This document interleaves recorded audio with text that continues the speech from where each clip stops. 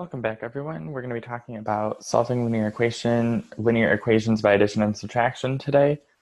We're starting in this lecture just with addition and subtraction, but in future ones, there'll be more. The key thing to note here is we're trying to isolate the variable, and when multiplication is involved, as it will be in the future, it's going to be almost in the reverse of the order of operations. You're going to start by, like we're starting today, start with addition and subtraction, and then work your way up to multiplication, division, then the parentheses and exponents to get the variable by itself. And that's the whole thing. We want to isolate variable, which just means to get the variable by itself on one side of the equal sign, or get your the variable that you're interested in by itself, so we can solve for it. Okay, so for the first problem, it says solve for x. So we want to get x by itself.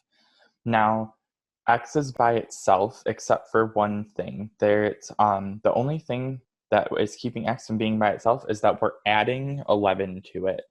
So what we can do, if we have x plus 11 is equal to t minus 5, x is on the left side of the equal sign. We want to keep x on the left side of the equal sign, get everything else to the other side.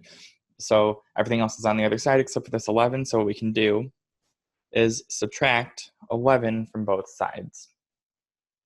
And the reason we do that is to maintain the equality. Whatever you do to one side of the equal sign, you have to do to the other. You have to be consistent so that we can keep the condition of equality, because if you only subtract it from one side, it wouldn't be equal anymore. So 11 minus 11 goes away because it's 0. So then we have x equals t minus, so minus 5, negative 5 minus 11 is negative 16. So we're going to have t minus 16. And that would be our final answer. X is now by itself. There is another variable, but it didn't ask us to solve for that variable. It only asked us to solve for x, and we did. We have x is equal to an expression, and that's what we need. Okay, in the next one, it says solve for y. And we can do this in two different ways, and I'll show you both. If we're strictly using addition and subtraction, we have 1 minus y is equal to k minus 9. So what we can do, if we're just using addition and subtraction, is to add y to both sides. That means it would go away here. So now we have 1 is equal to k minus 9 plus y. Now what we need to do is get y by itself. So what we have to do is we have to subtract k from both sides and add 9. So both of these are going to go away because that makes it 0. So now we have negative k, and then 1 plus 9 is 10. So plus 10 is equal to y. So that's one way that you can do it if you're just using addition and subtraction. Another thing that we can do is if we have 1 minus y is equal to k minus 9. And just be careful for this way. Notice that the negative sign only applies to the y, not to the 1. So what we'd want to do is we'd want to subtract 1 from both sides. That would make it go away. So now we have negative y is equal to k minus 10, because negative 9 minus 1 is negative 10. Now what we can do is we can, if you notice here, this can be the same thing as negative 1 times y is equal to k minus 10. So what we can do, since we see negative 1 is multiplied to y, we can divide both sides by negative 1. But when you divide by negative 1 over here, you have to divide both terms, the whole side of the equal sign, by negative 1, both terms. So the negative 1 gets canceled over here, and then you're left with y equals k divided by negative 1 would be negative k. And then negative 10 divided by negative 1 is positive 10. So you end up with the same answer. That's just two different ways to do it.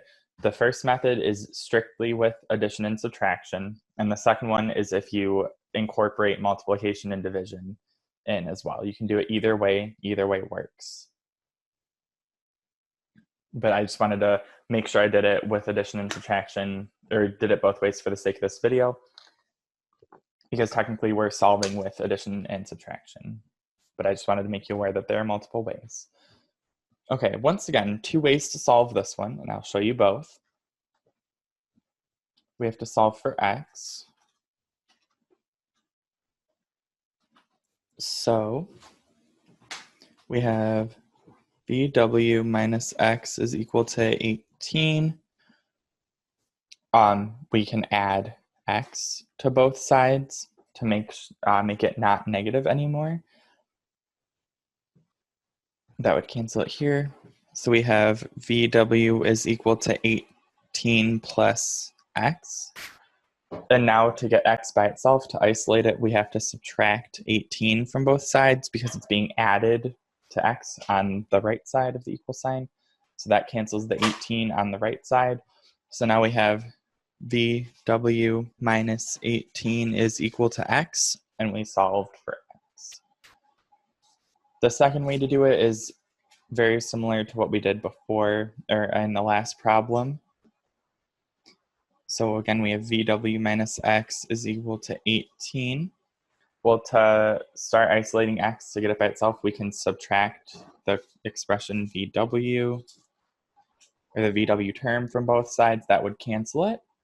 So now we have negative x is equal to 18 minus VW. Make sure too, when you're doing this, keep the equal sign central and make sure that you're not moving things around too much, and make sure that you keep the appropriate signs with everything. Now the same things we did before, we can divide all of the terms by -1 to get rid of this negative. So then we have positive x is equal to negative 18, because 18 divided by -1 is negative 18, and then negative VW divided by -1 is a positive VW. And then if we rearrange this like we did last time, it'd be VW plus the negative 18, or just VW minus 18. And that would be our answer. Once again, you can do it either way you'd like. It's totally up to you. For the sake of this video, since we're solving by addition and subtraction, this is the way that we're learning today. This will come up in the future. You can do it either way. But the reason that I added the x first here was just so that it would no longer be negative, so we wouldn't have to divide the negative off. And that way we could isolate the variable that way. So we solved for x that way. Okay. Now we have to solve for c. Okay, so to solve for c, let me scroll down just a little bit more. Okay, so to solve for c, we have ab plus c minus 2pq is equal to 4pq minus 4ab. Okay, so let's start to get c by itself. So far, what we see is happening to c is that it's we're adding ab and we're subtracting 2pq. So in order to get rid of those on this side, we have to, I'll start with adding 2pq to both sides. And it's important to note too that you won't always have like terms, but if you do have like terms when you're adding or subtracting from each side, make sure that you combine them. Negative 2pq plus 2pq is 0. And then 4pq plus 2pq is 6pq. So now we have, keep this equal sign here, ab plus c is equal to 6pq minus 4ab. So now all that's left being done to c is that we're adding ab to it. So now we have to subtract ab from both sides. That would make that 0. So now we're just left with c. Can't combine anything else with the PQ, so we just have 6PQ, and then negative 4AB minus 1AB is negative 5AB. So isolating C, solving for C, gets us 6PQ minus 5AB. All right, that is it for this lecture, this video. I hope that helped, and I will talk to you in the next one.